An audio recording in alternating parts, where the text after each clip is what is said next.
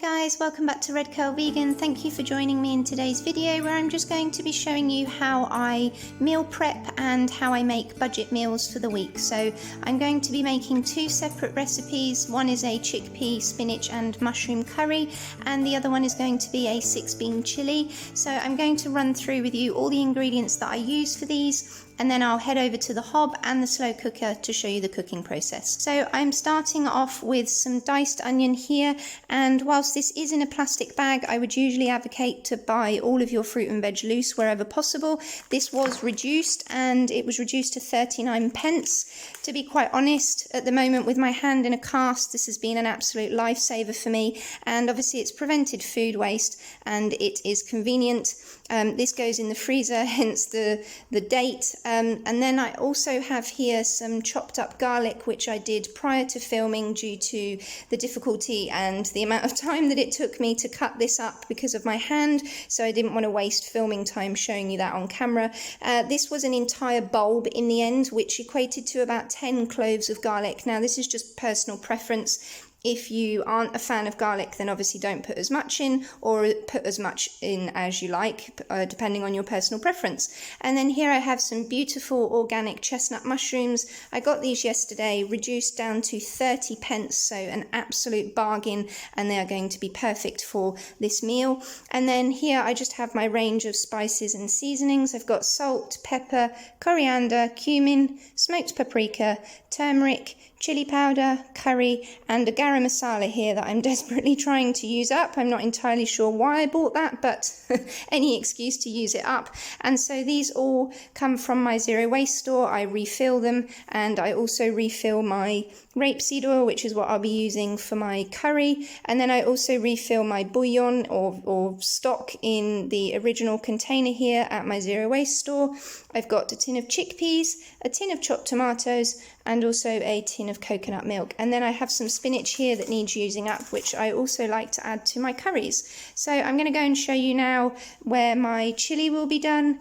And I have here 3 tins of mixed beans. These contain 6 different beans in total, which I really like. Super convenient. It's a great way to get extra high protein into your meal. And then I also have olive oil for this particular recipe. I prefer to use olive oil in a chili. This is also refilled at my local zero waste store. And then I have a lime here that I'll be able to use afterwards for both meals, 2 tins of chopped tomatoes and tomato puree. So I'll be using the stock and some of the spices over here, and half of that garlic and some of the onion in the chili. So it's a really great way to kind of get multiple meals out of similar ingredients. And so I'm going to head over and pop the camera on the stand and show you the cooking process. Okay, so I've got all my ingredients back over here next to the hob, and I've mentioned in the past how I like to always cook my mushrooms in batches. I think that a lot of the reason people aren't a big fan of mushrooms is because they aren't cooked properly. So it's really important to try and always cook your mushrooms in a single layer. This prevents them from being mushy and that kind of texture that people aren't really a fan of. And yeah, it just helps them to cook much better. So I put half of the mushrooms in here, and then I've got the other half ready here for later. And I'm just going to cook these down and get back to you when they're all done. Okay, so I went ahead and cooked both batches of mushrooms. I strained them off in this bowl here and kind of left some of the excess oil to avoid using too much oil. And then now what I'm going to do is I'm going to add the onions to the pan. Now this is just personal preference. I always cook mushrooms first if I have any recipe that has mushrooms in it. I find that they cook a lot better when they're left to do their own thing first. So I add the onion afterwards because I always worry that it's going to burn. This is just my personal preference. You know, you do it however you prefer. But I feel that the mushrooms cook much better and release a lot more flavour if they're cooked on their own first. And then after about 10, 15, well, in total it probably took 20 minutes to cook those mushrooms down on a medium heat, and then just going ahead and adding the onion. And I will, because that's frozen, I will just let that kind of thaw a little bit for a few minutes, and then I will add my garlic. I always add my garlic kind of at the last minute at this stage because, again, I don't like my garlic to burn. And I'll come back to you in a few minutes. Okay, so my onions have cooked down for a couple of minutes until they're translucent. I turn the heat down ever so slightly, so it's on a kind of low to medium heat at the moment. I'm liking the colour of everything, and so at this point I'm going to be adding my garlic. Like I said previously, I'll just be using half of this. I'm going to be using the other half for the chilli, which I'll go over to in a moment. So I'm probably going to actually use a third of this in the curry, and then maybe 2/3 of it for the chilli. But yeah, like I said, that's just personal preference, how much garlic you want to use. And I will head over now actually and show you how I've started on the chilli in the slow cooker. Okay, so over here in my slow cooker, I've gone ahead and added my 2 tins of chopped tomatoes, the 3 tins of mixed beans, and a nice healthy dollop of tomato puree in there. To be honest, I kind of tend to eyeball things like this, but I would say that it was approximately 2 tablespoons. And now what I will do for the chilli is I will cook a portion of the chopped onion and the rest of the garlic over on the hob. I will cook that separately, obviously, because I've added already the onion and garlic to my mushrooms for the curry.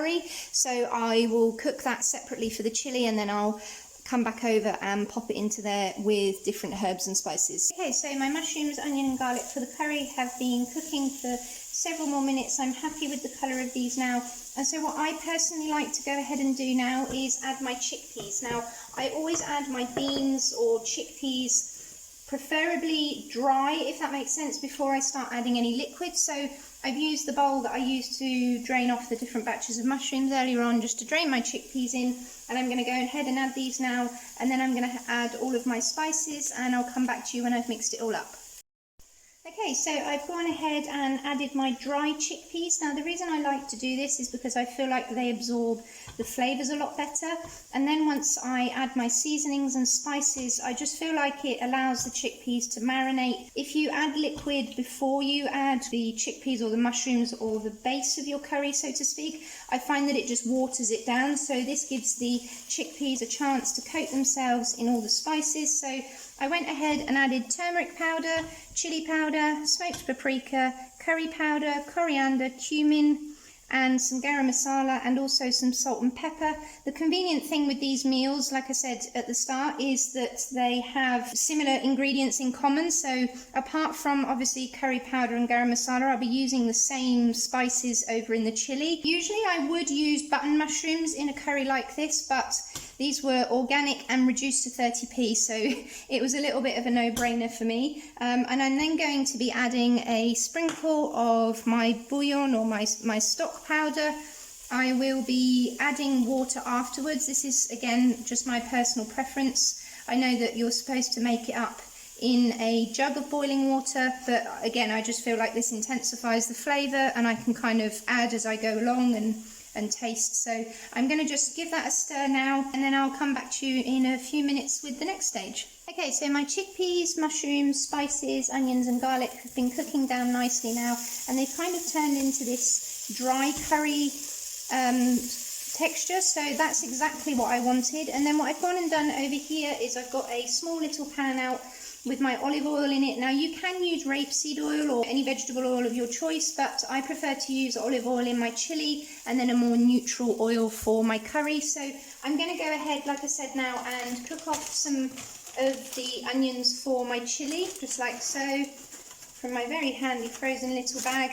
I will pop in the description box all the ingredients and average measurements, but I do tend to eyeball things because this is already pre-chopped up. It's difficult for me to estimate what kind of size onion this would be, but I would say between the curry and the chili, probably 1 medium onion would be sufficient. Again, it depends how much you like onion. So I'm just going to be cooking this down with my garlic in a moment alongside this, and then I will add spices to the onion and the garlic for the chili. I like to do that rather than adding my spices into the wet mix that's in the slow cooker, because again, I feel that it infuses the flavours much better. And then what I'm going to be doing over here is at this point I'm now going to be adding my tin tomatoes. And of course, because I hate waste, I'm swilling out my tin of chopped tomatoes with some water just to add a tiny little bit of runniness to the curry, and then I'll go along and change that as I go, depending on how it looks. I really wish you could smell this. It's looking and smelling really delicious already, so I'm really happy with this. I'm going to go ahead and, like I say, cook my onion here with the garlic for the chili, and I'll get back to you. Almost pretty much done.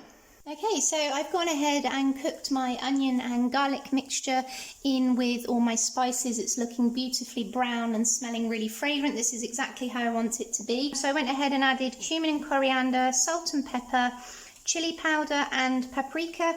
I went easy on the salt just because I will be adding also a little bit of bouillon powder or stock to the chili as well. But the great thing with this is you can kind of alternate between the two meals. It does mean you have to be quite organized, which is why I tend to lay all the ingredients out first before I get started. But there's no risk of cross-contamination, obviously, because there's no meat going on, and the spices are fairly similar, apart from obviously curry, turmeric and garam masala, which only belongs in the curry. So I'm going to go ahead and pop this onion and garlic spicy mixture into my chili over in the slow cooker. I did add a little bit more water here into my curry. This is now a really nice consistency to kind of cook down for another 10-15 minutes. I've been cooking, I'd say, so far for about half an hour. So yeah, I will show you how it's all looking in the pot in the end. I'm going to add my coconut milk at the end, and I always do this because I always get worried that it splits, but it is starting to get dark now, and the slow cooker will be on for several hours, so